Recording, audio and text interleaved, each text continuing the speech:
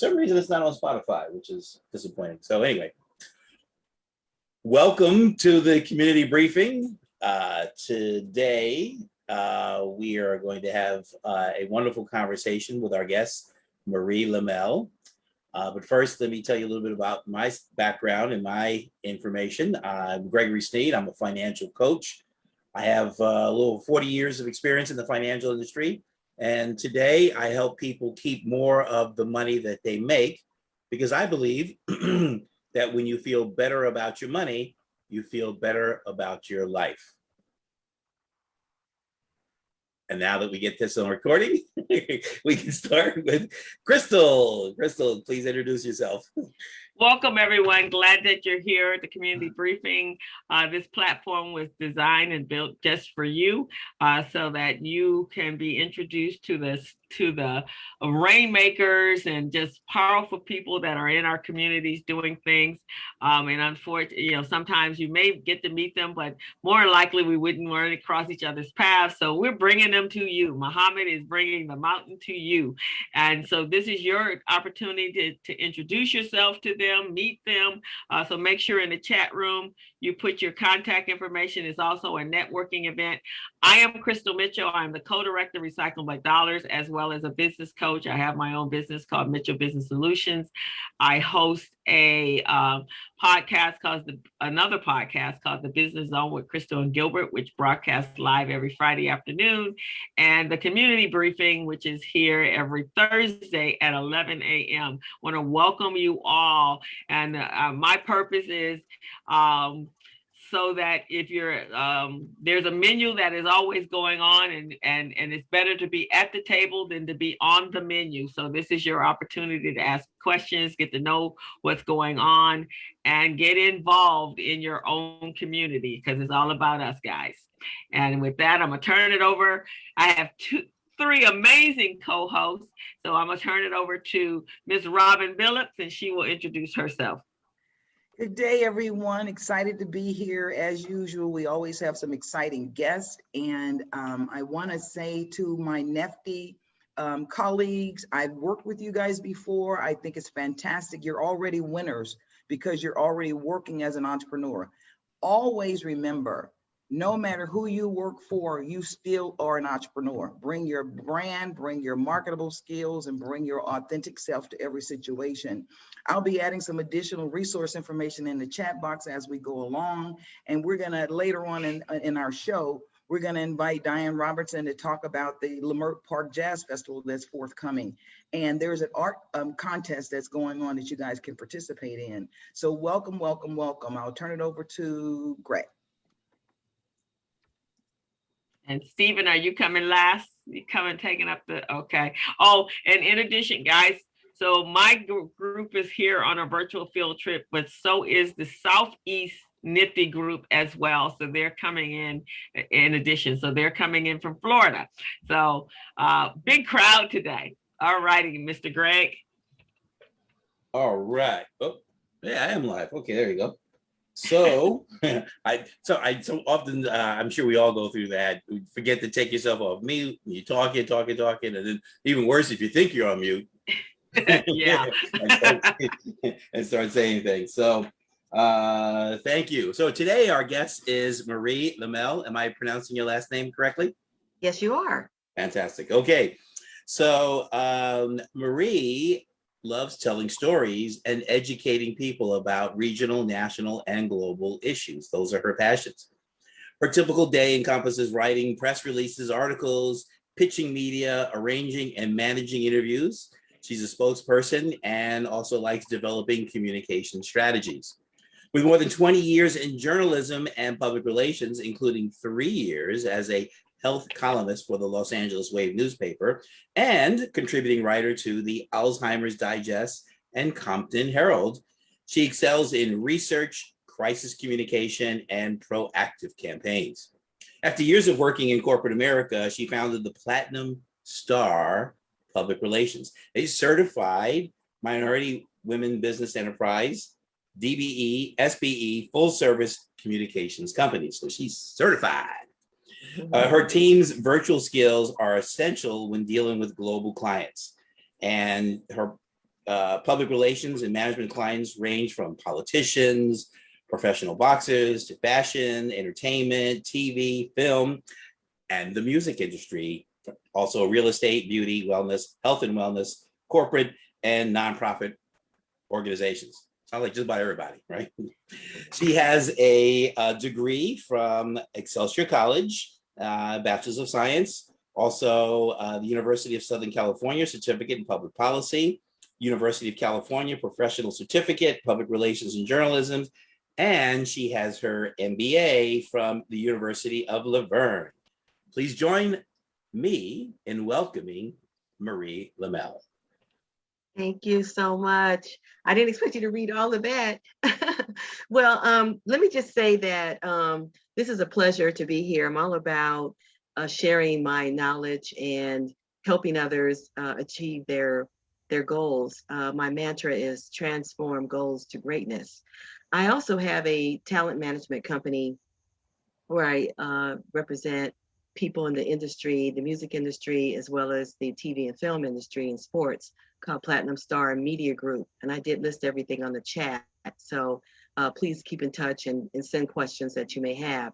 So since this is Black Music Month, I'll talk about, my area of expertise and what's going on in that world now, especially since, everything's more virtual, especially when it comes to virtual performances. I also want to mention about when you're in this industry, there are so many different avenues and directions you can go. I mean, you could just be a composer where you're putting together soundtracks for TV and film. All of those projects always need music. So even if you're maybe not a singer, you're not really a songwriter, but with lyrics, composing is definitely one of the things that moves a movie along, the storyline along. When you are hearing a horror movie and you hear the certain instruments, it kind of sets the tone to get ready for something horrific happening. So it's really a fun industry, but it's very difficult. You do need to understand the business of music, and that's where lawyers like Diane Robertson comes in to play, because you need to understand what you're getting into especially when you're negotiating a contract. But one of the things that is exciting for me is being in TV and film, I also produce, is when I get to hear from inspiring people that are, getting into the music industry and hearing what they come up with, because it's really about an expression of who they are and how they communicate to the world through music. And everybody can truly understand that. I'm so sorry, I don't have my phone on mute. Okay, let me just put my phone on mute. Okay, here we go. So I just feel that this is a great time to really express yourselves musically, especially with all the things that have gone on in the past 18 months or so, and to use that emotion or that newfound discovery just about life and just about how we have to work on cultural diversity and inclusion, and express that through your music. Never give up on that. There's always, like I said, other ways to, if you're not on stage performing, or you're not in a band, or things seem to not be moving along, it is a tough business, to get the attention of an audience. And it's all about how many streams you have going. So your social media really has to be up and active. And it never stops. I mean, because there's so many people, it's very competitive. There's so many people in the business that are trying to get their footing in this industry. But it is very rewarding when you hear your music being used or placed in a TV series or feature film, or just on the radio or at a film festival. Because again, film festivals are a catalyst of taking you to, let's say, into the Grammy or Billboard Awards, because again, there's always the best, song, the best soundtrack. I mean, it just goes on and on. So just don't feel that there's only one arena that you can present your music. So I mean, I've had some great journey and opportunity working over in Africa and working with a lot of the artists over there and getting their music out and onto different platforms. Most recently, I work with a musician or singer who was on the show, the Fox show, I Can See Your Voice. He will be on another Fox show that is still under a working title coming up soon. His name is Mario Bryant. What's interesting about him, he's been in the business a long time. I got connected with him just last year. But over the years, he has sang the national anthem at the Laker game at Staples Center 10 times. And anyone that can do that, you know, has a very strong, powerful voice that resonates with their fan base and just Americans, period. But he has other songs that he's about to drop. But it's a long journey, especially when you may not have the right team around you in the beginning. So be open to that, but just be wary also. And not everybody can really deliver on what they say, but just keeping your ears and eyes open and being that entrepreneur, because your music is your business, and that makes you an entrepreneur for, definitely. So, you know that copyright is definitely important, protecting your intellectual property and just making sure that you really take it seriously, because it is a business. Whether you're making money right away or not, the potential is definitely there. But just know that what you do belongs to you, and the way you present it to others, you want them to take you seriously. So I hope that helps. Awesome. Robin, you have any questions to kick it off? I sure do. First and foremost, Marie, thank you again for joining us. And because we have our students here, can you give us a good definition of what intellectual property is? Because as these young entrepreneurs are creating product, regardless of if they're in the music industry or in the consumer products area, science or what have you, help them understand what intellectual property is and why it's critically important to protect that. Well, it's what you develop, what you create. It's your writing, your design, your invention, your books, whatever it is that you create, that is your property. And it's legally, I don't have all the legal ease on that, but basically it just means that this belongs to you. And when you share it with people, you hear about it all the time. People taking samples from other people's music, for instance, without getting a license and a buy-in from the person, because a person may say, sure, you can use that, but getting it legally in writing a contract, an agreement, how long you can use it, where you can use it, how much of it you can use, that all falls into that. Because when people do use any of your what you own, your intellectual property, they really have to pay you unless you say it's okay to do it for free. And Diane could talk about that a little bit more, but it is something that, again, it's just protecting what you've created legally. Excellent. Yes.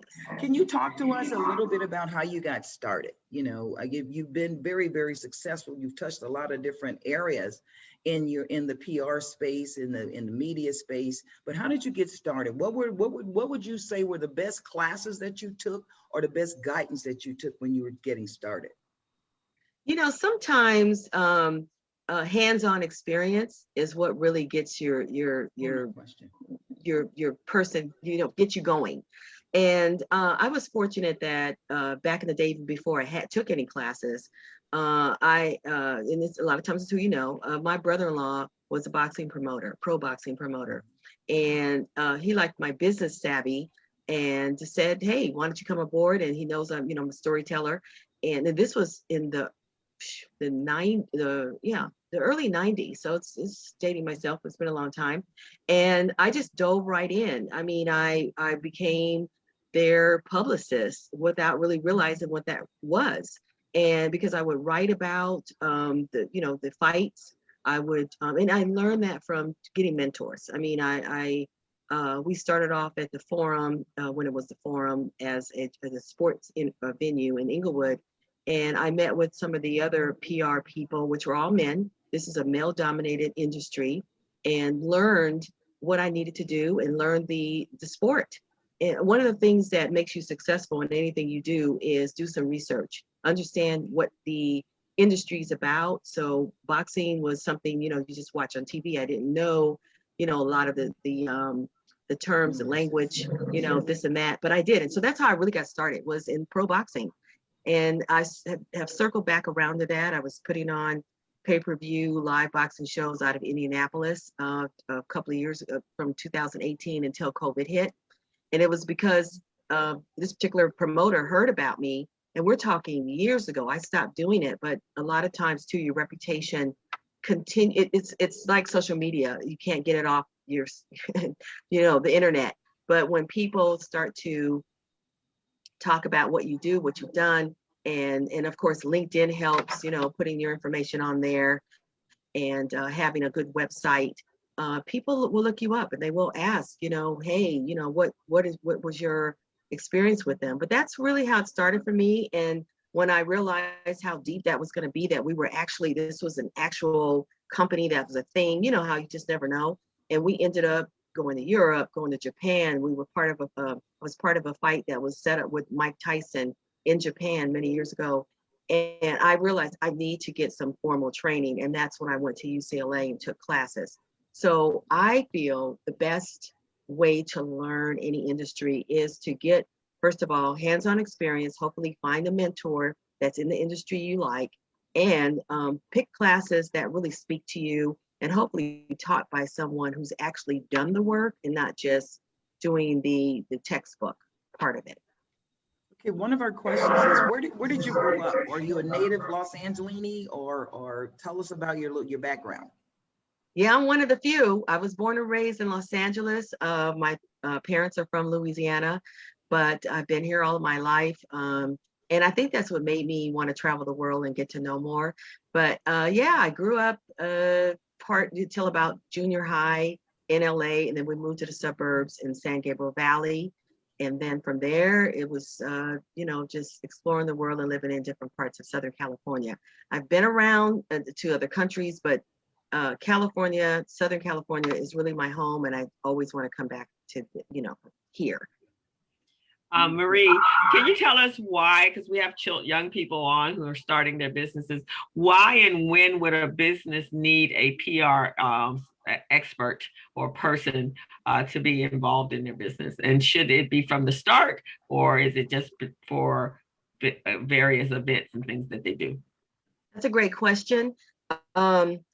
Public relations is a fee-based service. So if you have it in your budget, starting in the beginning, because you need to have a branding, marketing, communications plan, so your business plan should include that. How are you going to let people know about your brand? How are you going to raise the awareness? How would you handle things when something goes wrong? That's where crisis communication or reputation control comes in.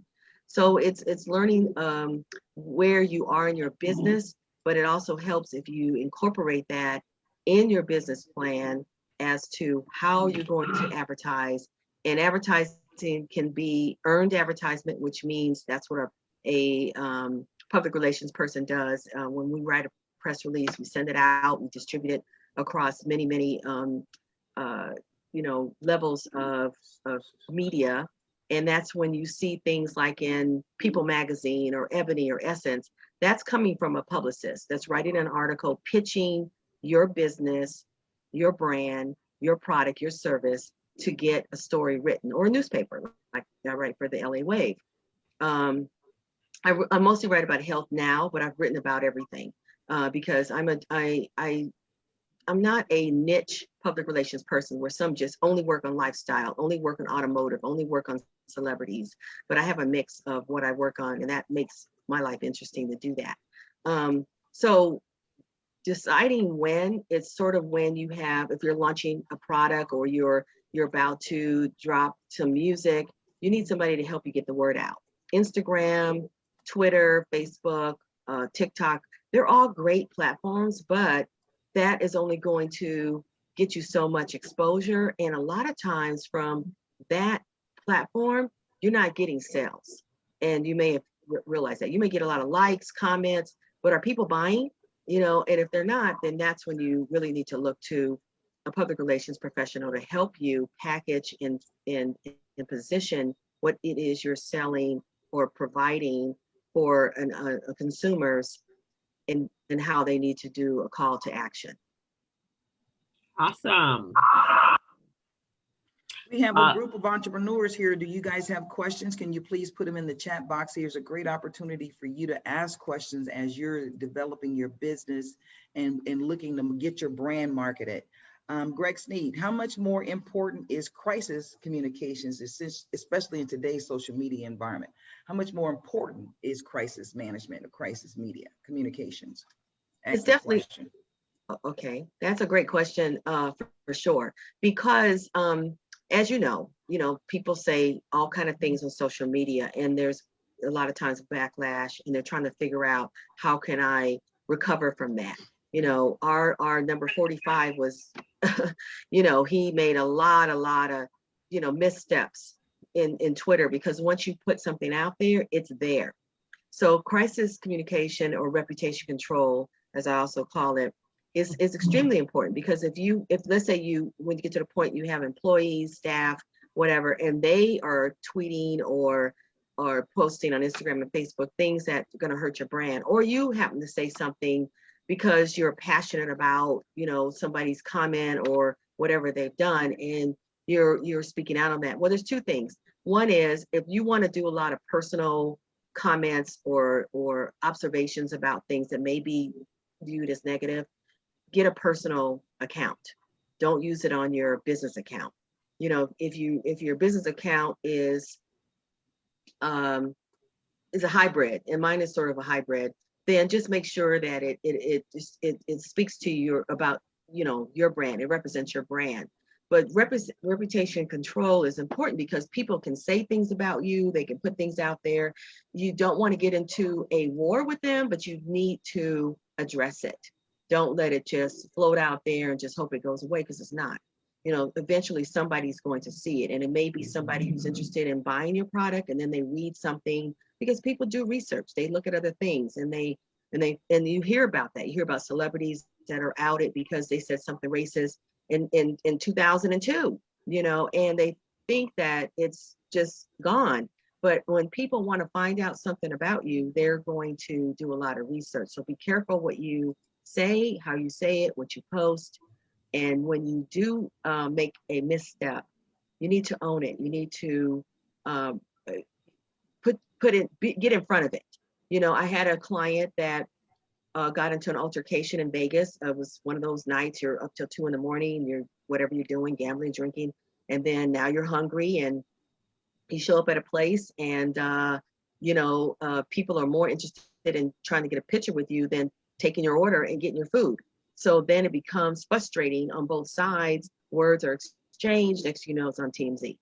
So I get a call early in the morning. I have no idea what's going on, because I don't follow my clients around. I don't know their schedule constantly. I'm like, who, what, where, what?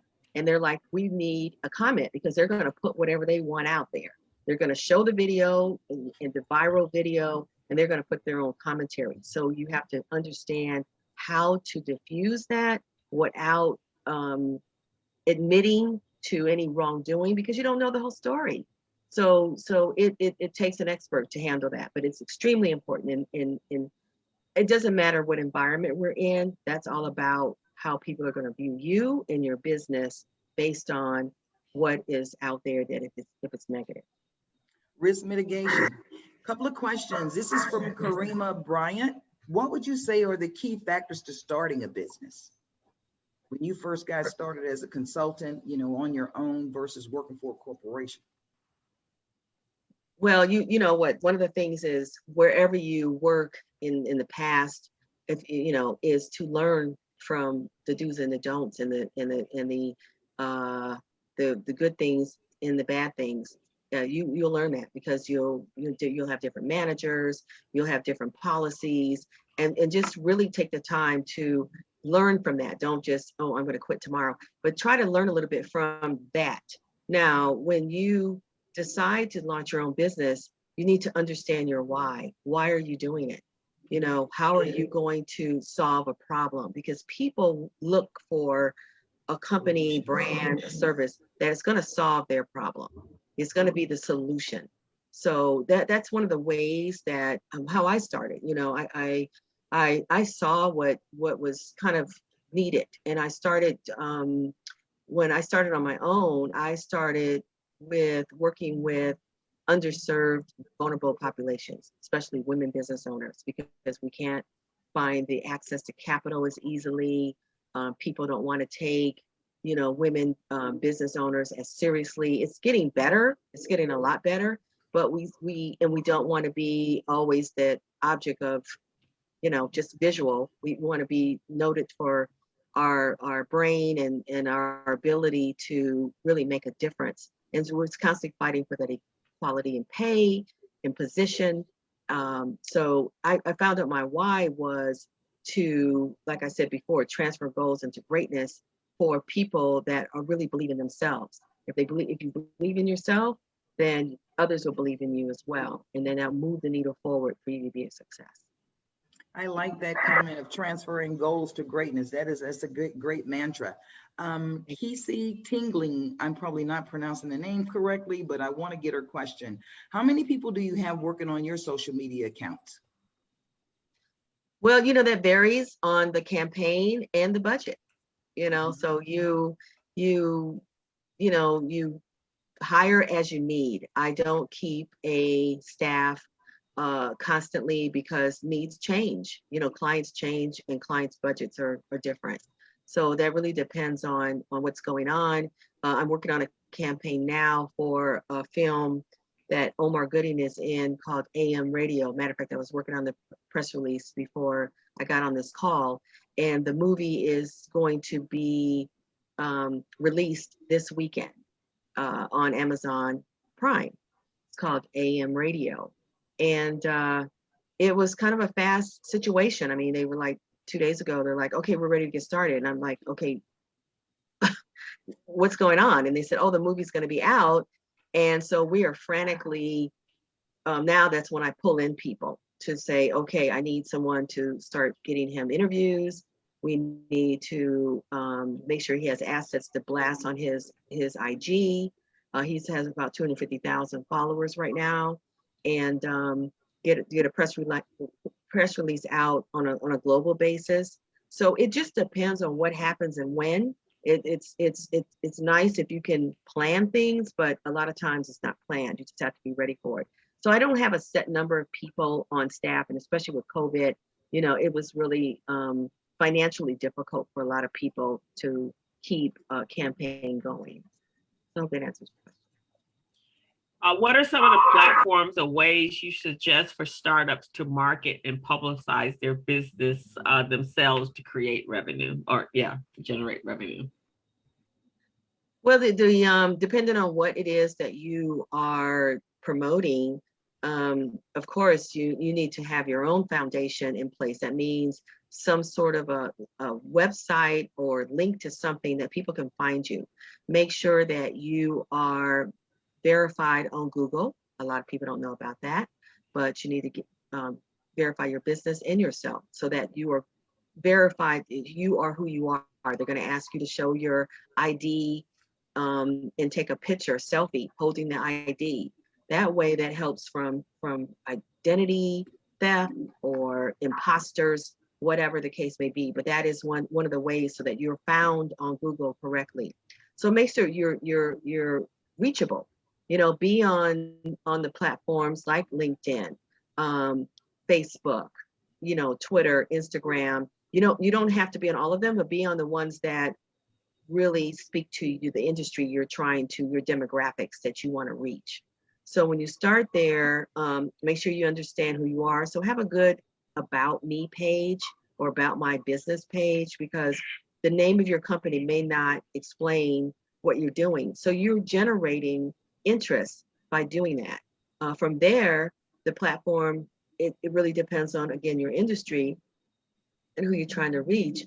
But social media, you definitely have to have a presence on social media in some at some level.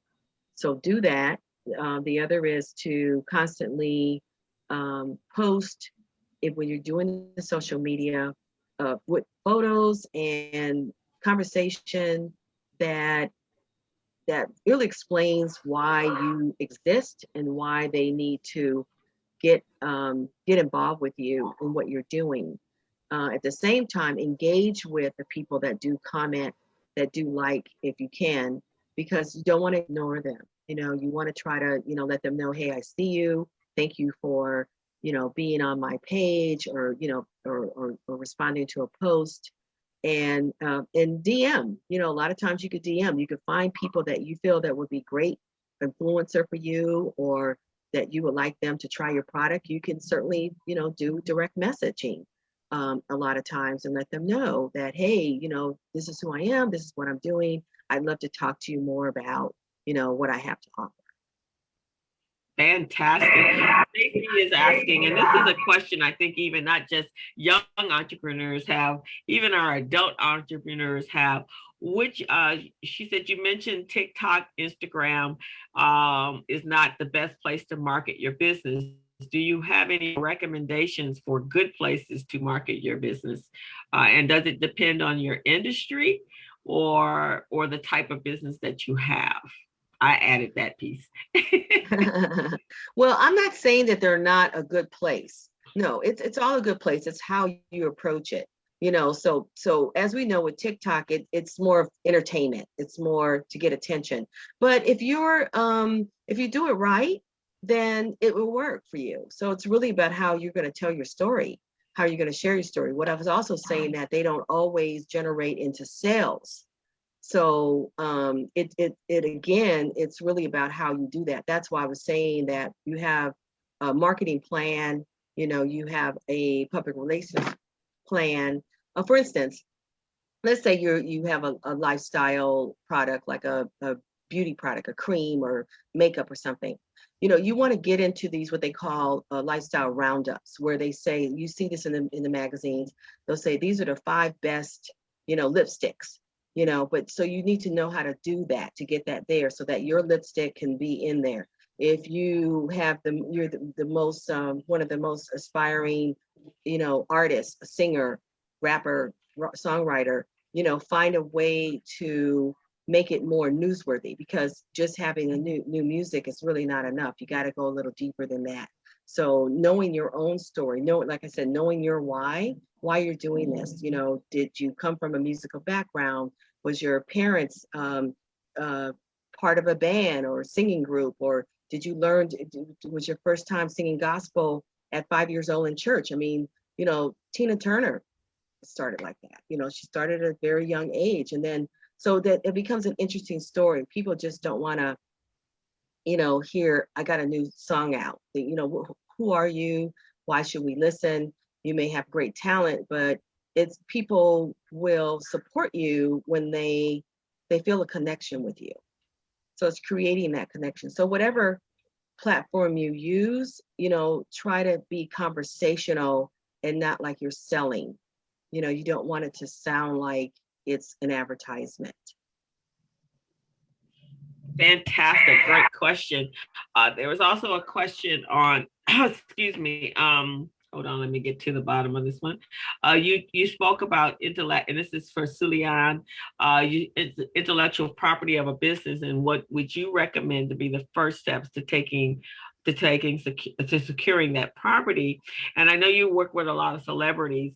How do you go about getting the rights to your business name, and I'm curious about this. Do celebrities trademark their names, or how do they go about protecting their names? Because there are a lot of names that are similar. So is that something that you can do?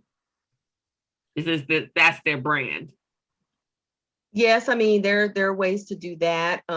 Like I mentioned to you about getting verified on Google, that's a way to protect your name.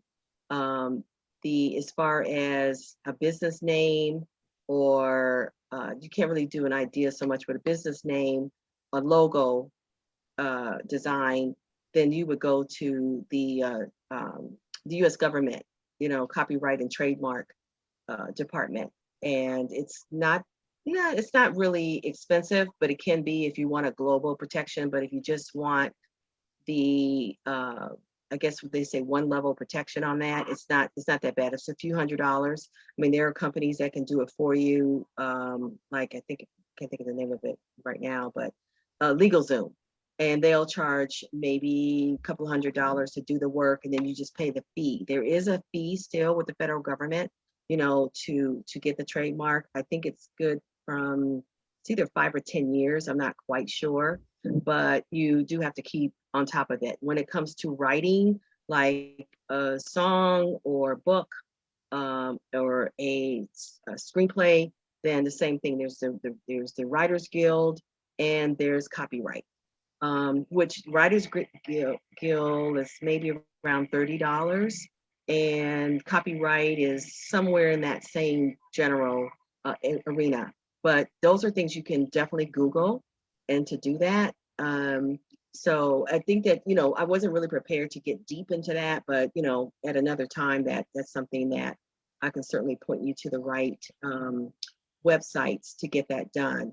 But so when you finish a song, you should copyright it. And it's not that what that myth about mailing it to yourself. You know, don't just pay the $30 and get the paperwork. They'll send you a certificate to show that you own that. And that's part of it. Awesome. And I know, you know, and I'm not a celebrity by any means, but I know people have, you know, they go in, and it happened to me on my Instagram. They tried to duplicate me. I had to go back and tell everybody that this is the authentic me. In fact, that's what my Instagram says. There's nobody that can duplicate Crystal. So, and that's really what happened. Somebody called me immediately and says, there's somebody out here saying they're you, Crystal, and they are not you. So what do you do on your clients' Instagram pages to make sure that people are not, because it seems to be very easy to duplicate a person's name in these social media platforms. Yes. But that's that part of how you get verified. When you see that blue check mark, you know, then it's real difficult for people to duplicate that. So getting verified, there are steps to do that. It's not an easy process. They ask for certain questions of certain things, like even Facebook, you know, there is a area in Facebook where you can report that there's somebody that is abusing, you know, your image and your name and whatnot, and they will ask for certain documentation to upload to prove who you are, so that they can get rid of the other person, or at least block them for continuing to have activity on that site. So it's really paying attention to what's going on with any of your social media, but also to just understand the steps of in reporting that there's an abuse of your image, your name, and your sites. You know, so it's going to happen. It's going to continue to happen. But it's on you to keep an eye on that, and just know what the steps are. And they're all different from each platform, but it's all easily found. And you just Google, how do I report, you know, a impersonation or false identity or a duplicate, and they'll walk you through it. Maria, on behalf of all of us, we want to thank you for your time, given such late notice. And I know many of us, as well as students, appreciate the insight. And again, your contact information is in the chat box. Yes. All right. It is. Yes. Again, our deepest appreciation for your time. And you mentioned a number of questions regarding the legality of the entertainment industry. We're fortunate to have online entertainer attorney Michael Jimerson that will provide a few short comments about the importance of having adequate legal representation. Michael Jimerson has over 35 years of legal experience working with artists as well as contract negotiations. Michael, tell us a little bit about the industry, particularly as it relates to music. Thank you, Stephen. And can you hear me? Yes. Very good. Sister Mitchell, Brother Sneed, the good brother Stephen Turner, and Miss Billups of the Billups Group. Congratulations on what you do every week, bringing these community briefings to the people. As you know, Black businesses are devastatingly hurt by the recent political maneuverings by the prior president. And we generate $1.7 trillion in business every year. However, we only own a 0.001% of any assets that increase in value. Now, on to the entertainment side of the question and the topic today. You know, I was a recording artist, so I've been under contract with a recording company. I have done deals with recording artists, for example, Dr. Dre, that led to the 2001 Chronic CD that went 9 times platinum and introduced Eminem to the world, as well as a new artist that I negotiated the deal for, and a couple of producers. But what I wanted to speak to today is, because I know the time is short, but I think this is very important. And I salute Marie on a lot of the valuable information she shared with especially the student entrepreneurs that are on this chat, this group. I wanted to discuss blockchain. Blockchain is a new technology that is very exciting, and it's very exciting for new artists.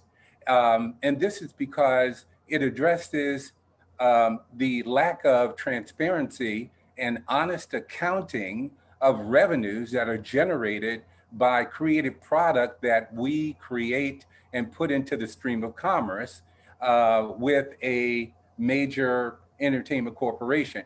If you can imagine, the food that is grown in California ends up on the table of every family in America. That's a distribution network that's very vast. And I mention that because similarly, when an artist creates a creative product, a music, let's say a song is recorded and a master is created, there are 2 copyrights that are created.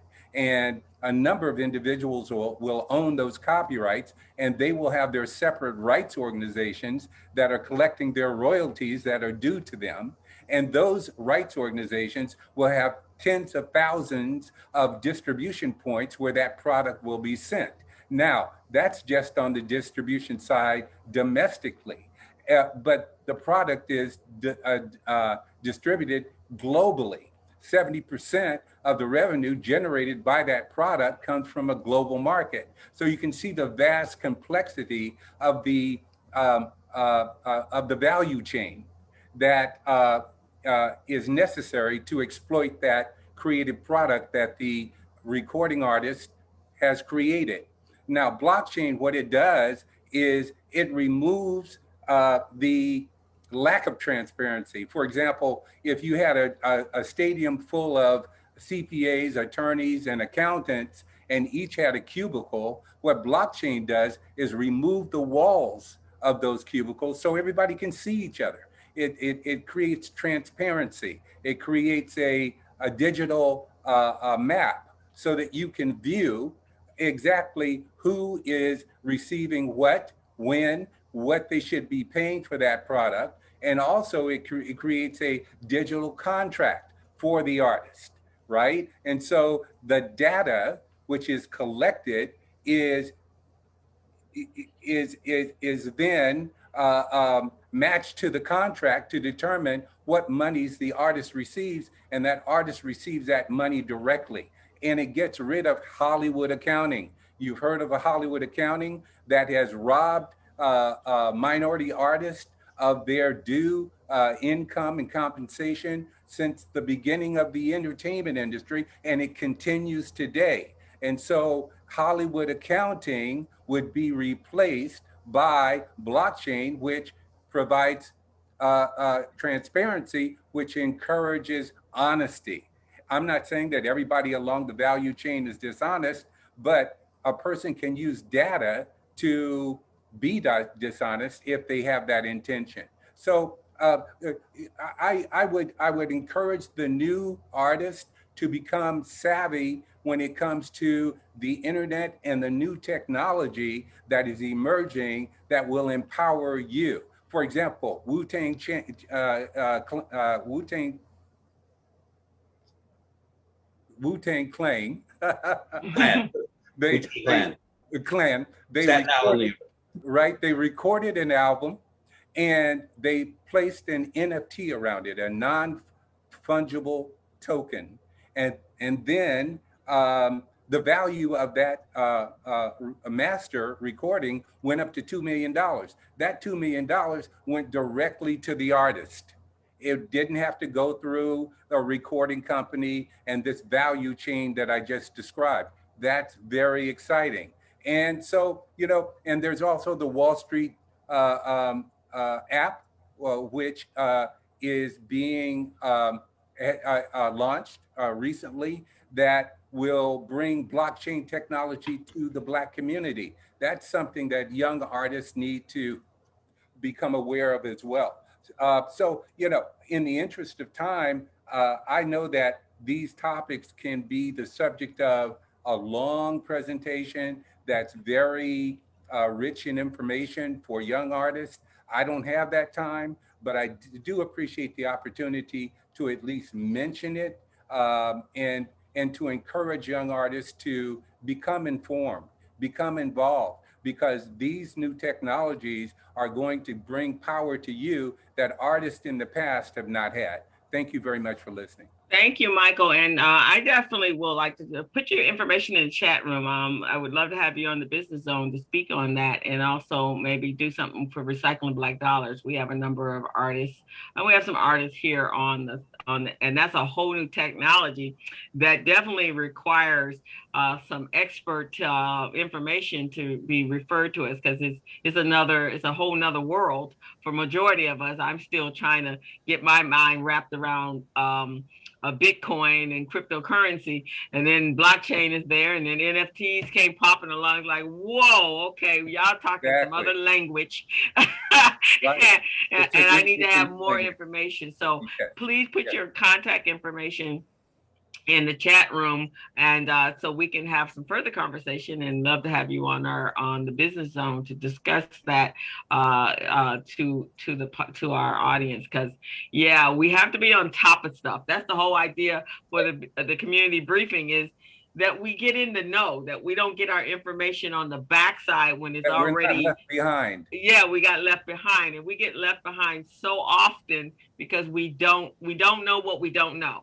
And so I would love to continue that conversation. And I imagine there would be a number of people, a number of businesses that would like to know about that as well. We want to be on top of it. Roger is in the industry. Ardina is an artist, and there's some other secret artists here on this chat, just in this chat room. But there's a bunch of us out here in our community that need to know more about that. So please do that. And we're just appreciative that you took the time to inform us. Our kids, I'm sure there's a number of little artists there, and they may have some businesses that are in that space, and that would be valuable information. So thank you so much. You're welcome. It's a very exciting time, and thank you for having me. Yeah, awesome. So we don't have our correspondent for PCR today, but she did send us an email talking about the local renters owners collaboration, and that there's a grant out there. I believe it was put in the chat, and it's being very generous to landlords. So if you have there you go. Thank you very much.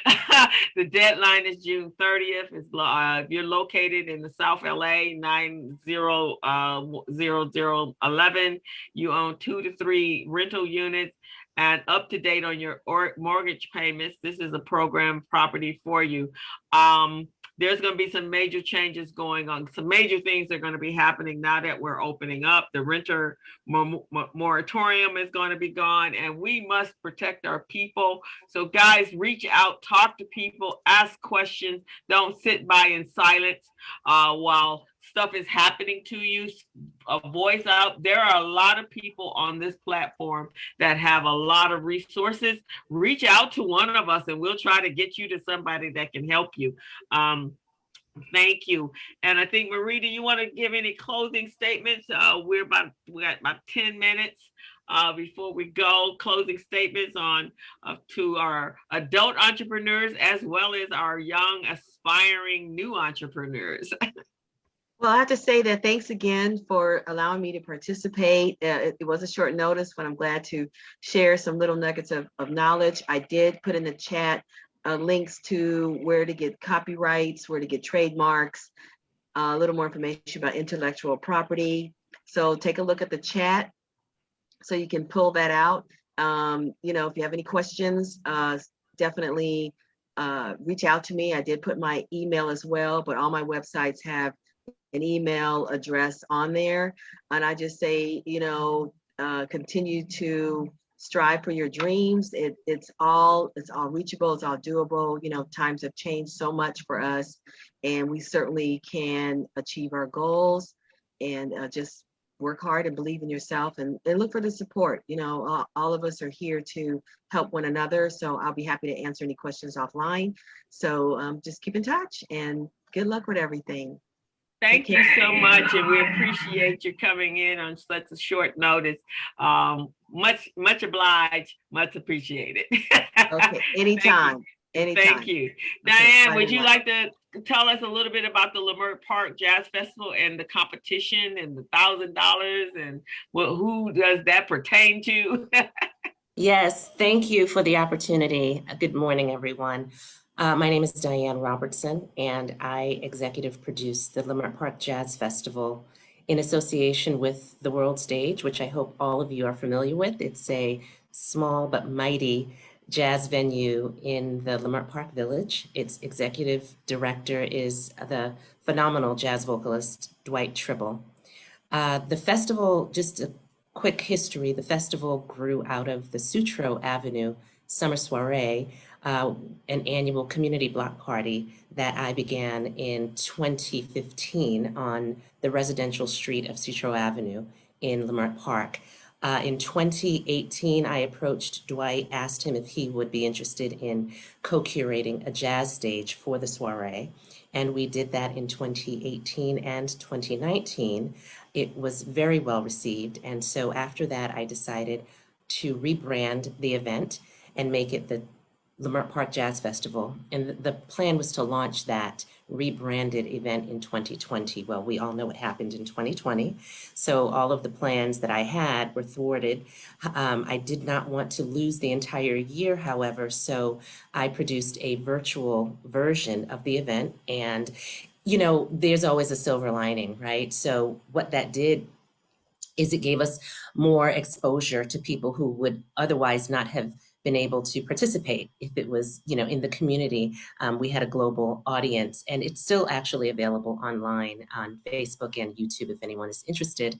But the event is truly rooted in community, and you can't replicate that online.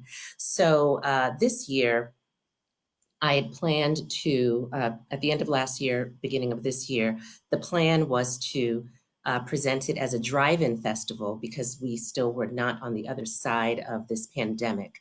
I had to adapt and rethink what I was going to do when the city announced we would be opening up on June 15th. I did not think that I could really promote a festival that is taking place on August 28th as a drive-in when people will have already been out in the world at live in-person events. So we are going to do it in person this year again. It's going to be on Saturday, August 28th at the Baldwin Hills Crenshaw Plaza, which is where I was going to hold the drive-in version of it. So it will still be there, which is fantastic because it gives us access to really grow the numbers. We will have, traditionally we have the different activations. So we have a community resource zone, a health and wellness zone, a kids zone, a wine lounge. I'm arranging to set up a beer garden this year. We have great talent. The lineup has not been announced yet, but I anticipate announcing it right before the 4th of July holiday. We are also doing this year our second annual art competition. And we're inviting South Los Angeles artists who are 18 years of age and older to submit their original work. Anything that is visually expressive of the Leimert Park community and its jazz legacy. The winner will receive a $1,000 cash prize and be introduced as the official visual artist for the 2021 Leimert Park Jazz Festival. They'll be introduced at the event on stage. We have an esteemed panel of judges this year who will select 3 finalists. Those 3 finalists will go up for a community vote online. So the community will choose the winner. But our judges include Aziz Diagne, who is an artist and gallery owner. His gallery is Aziz Diagne Gallery in Leimert Park Village. We have Ben Caldwell, the owner of Chaos Network, also located in the Leimert Park Village. We have last year's winner, Wendell Wiggins. He was the winner of the inaugural competition. And then finally, we have Todd Hawkins, who is the board president of CAM, the California African American Museum.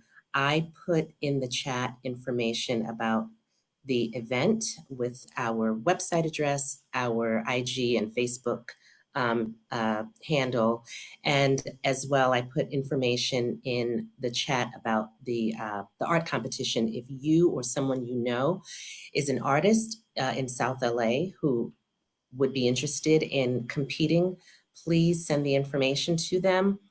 The competition has already launched.